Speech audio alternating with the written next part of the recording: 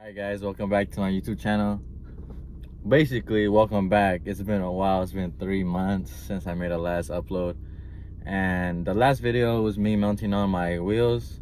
But my car is completely different now. Not completely, but I have the wheels on already. I have other stuff on the car that I lagged it on recording. So this is basically an update video on my IS300 and what I've done so far, and I'll explain a little bit in this video of how and what I did to make my wheels fit, because I'm not running like really aggressive wheels, but I'm running pretty aggressive wheels that like need camber and arms and stuff like that. And I was doing everything for my first time, so it was like a learning experience and it took a long time. That's why I didn't really record a lot of it, because I was like frustrated and I was like going through ups and downs. I learned that all those cars that people usually hate on, that are stance and like slam with big time camber, double digits camber, all that, it is hard to do. Like, people think, oh, just buy wheels that don't fit and like camber it, but no, like you need so many adjustments, like so many arms, so many, your springs, the spring rate, how stiff you want to be, like if you want to tuck, if you want to poke, if you want to lift a fender. Like, there's a lot of little things that you have to go through, your tire sizes.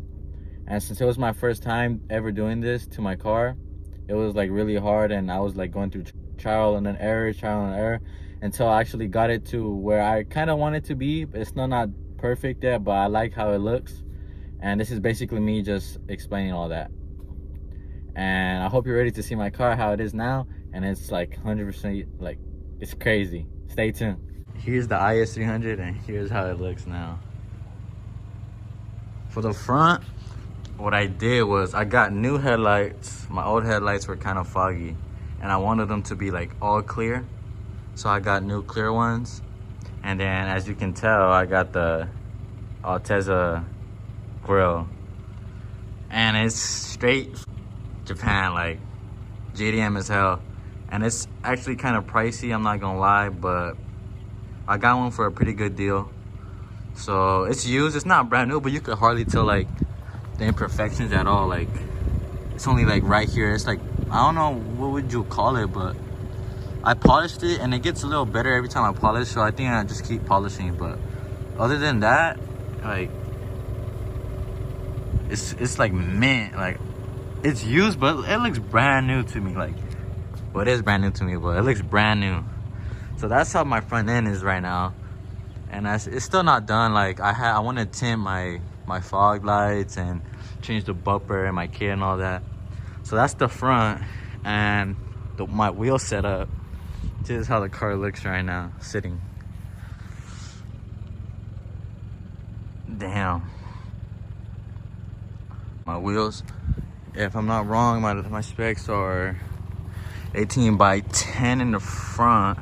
Running 18 by 10 on a 215 40 on a 10 wide wheel, which is like the perfect stretch. Like, I think if you have a 10, that's the perfect stretch you need to like get any kind of fitment.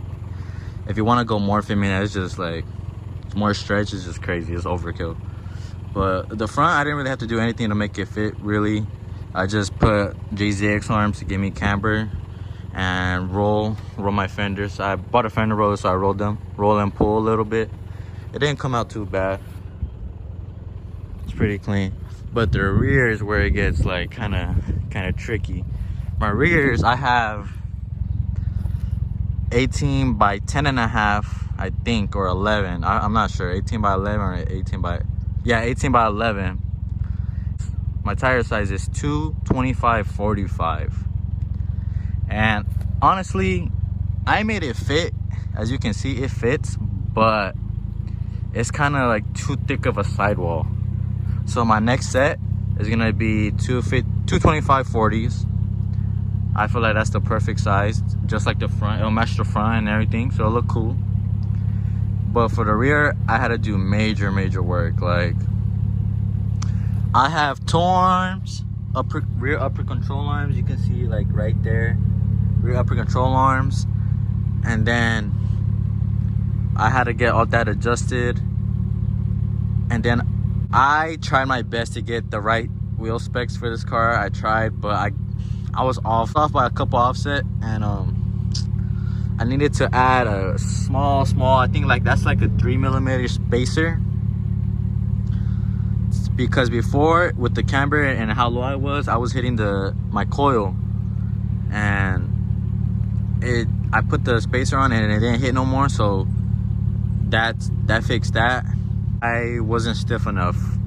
My stiffness I bought PBM coils, and the stiffness, they were 14 up front and 12K in the rear. 12K in the rear is not enough, like not enough. So I changed the springs for Swiss springs, and I went overkill and I bought 26K Swiss springs. So now the back does not move, and it finally fits. Like everything's fine with the back, like it's perfect.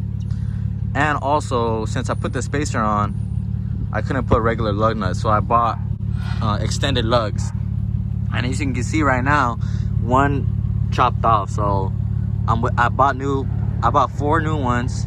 So I'm waiting for those to come in, and I'm gonna fix that too on a later video.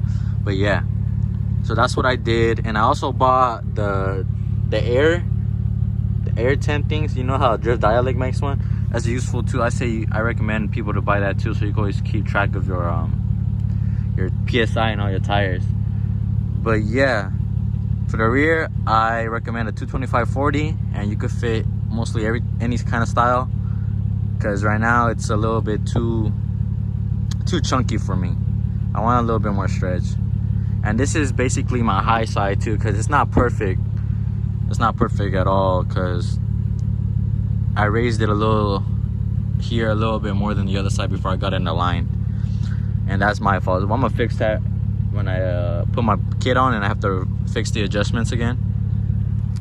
But yeah, because the camera in the front's 8 and then the rear's 8 too, so it's like the camera's the same, and I think that's perfect. Like, see, the camera's the same. And I also got, for the rear, I got Shirikawa, you already know the deal, and clear tail lights. And the reason I wanted clear tail lights is because I know it's a big Euro thing, but a lot of cars in Japan do it too, and I also like how it looks. Like, looks really aggressive.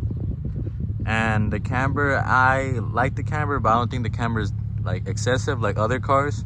It's dailyable. This is my daily, so it's all right. But yeah, and I got clear everything.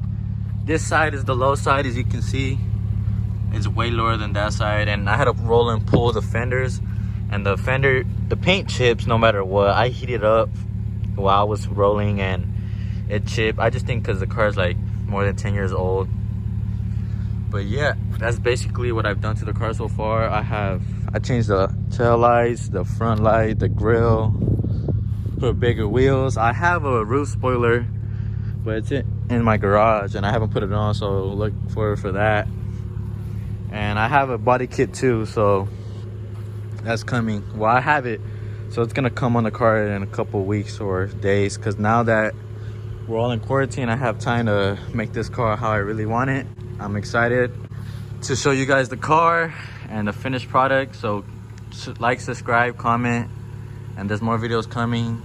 I know this was a talking video, but it was just a little update for you guys to see how my car looks. And I'm gonna fix all this, so all these imperfections, like I bought a new fender, it's on the way, everything. Like, I'm gonna do it now, and we out. All right guys, thank you for watching. Like, comment, subscribe, more videos coming soon. And thank you for like keeping up with my build. Share my channel, help me grow. And yeah, there's more to come for the IS and probably other cars. Maybe I might act up and save up for another car. I really want to. I want to do a drift build if that's possible. And yeah, thank you so much.